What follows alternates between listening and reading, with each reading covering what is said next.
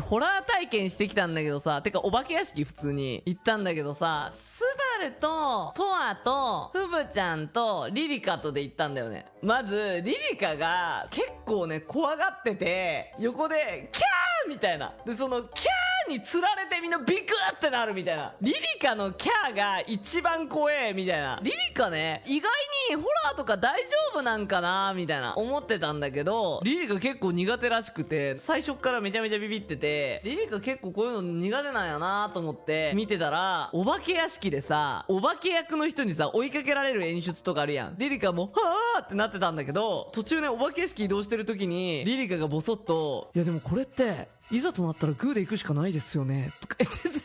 それがめちゃめちゃ怖かったお前絶対グーで行くなよみたいな。しかもリリカさ、ちょっと笑いながら言うんよ、お前マジでやめとけとか。めっちゃ笑ったわ。さすがモンスター、これが本当のホラー体験ですか。しかもさ、お化け屋敷ってやっぱさ、いろんなさトラップが仕掛けられてるやん。で結構怖くて、でスバルもねお化け屋敷苦手なんだけど、じゃあ誰が先陣切るかとか言うとさ、もうフブちゃんとかがさ、スバルスバルみたいな、トアとかもスバルみたいなで、おいマジかよとか言いながら、もうスバルがさ先陣切るしかないわけで、先陣切ってたらさ意外に慣れてきてさ結構大丈夫だったのね。でスバルね、作り物系めっちゃ苦手なんだけど、人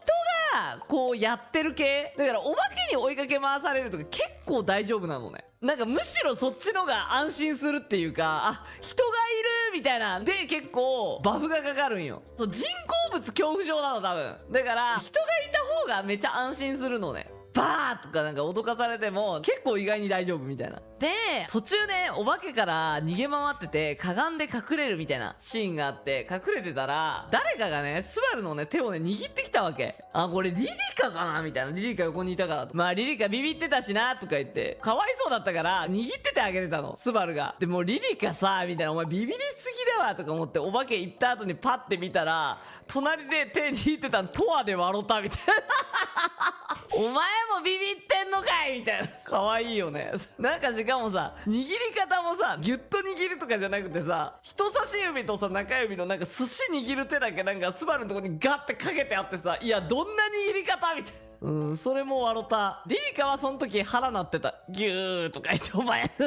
いや、なんか腹減りすぎてて、静かに隠れなきゃいけないところで、スバルも腹鳴ってたし、リリカも腹鳴ってた。フブちゃんは普通だった。なんかでも、お化けからバーって脅かされた時に、スバル、なんか知んないけど、多分これいるメンバーによると思うんだけど、あのメンバーといるとさ、もうみんながビビりすぎて、なんかスバルが守んなきゃってなって、ずっとそのお化けの目ガン見してた。目かっぴらいて。守護らねばみたいな、なんか使命感に駆られてたわ最後の方。いや、なんであんな目見てたんだろうって思ったらさ、スバルさ格闘技部のマネージャーだったけど、昔普通にその格闘技やってたんだよね。その時にマジで危機に瀕した時は本当に相手の目から目をそらすなみたいなのをずっとやってて、だからもうなんか体が勝手に守んなきゃってなった時にガーッて。だからあれは別にメンチを切ってたわけではないということをお化けさんに謝りたい。すいません、反射です。普通にスバルもビビってたけど、なんか周りがビビりすぎててさ、わーみたいな、壊れなかった。